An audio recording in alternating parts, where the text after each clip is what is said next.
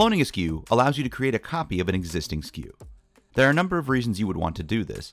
For one, it lets you add an additional variation into a group quickly, since most of the attributes would be the same, other than the pivot of color or size. It's also a way to rename a SKU, effectively letting you retire the old SKU and slide the new SKU into its place. There are two ways to clone a SKU. First, you can do this one at a time in the Edit SKU card. Go to the catalog and search for the SKU you wish to clone. Select that SKU, then click the 3 vertical dot icon on the top of the SKU view and click Clone. Enter the new SKU value and finally click Create. You'll see your newly cloned SKU in your catalog after doing this.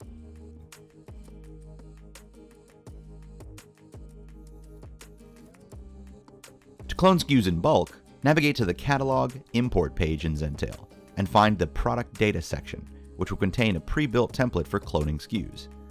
To use this template, click the download icon to the right of it, and then edit the resulting CSV. The following attributes are required. SKU is the product identifier that will be used. This value must be unique and cannot exist in the catalog already. As a side note, all imports into Zentail should start with the SKU as the first column. Clone of is the SKU value of the source product to be copied from. This SKU will need to already exist in Zentail. Next, you can add a UPC field at this stage, but by default, the UPC will be inherited from the source product. IsFBA is a true or false field that determines whether the clone should be marked as FBA or not.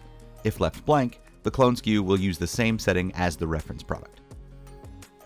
Copy images is another true or false field that determines whether the clone should use the same images as the reference product. If left blank, the clone SKU will not use any images. Once filled out, you can navigate to the Import page and then select Clone from the Product Data section on the left.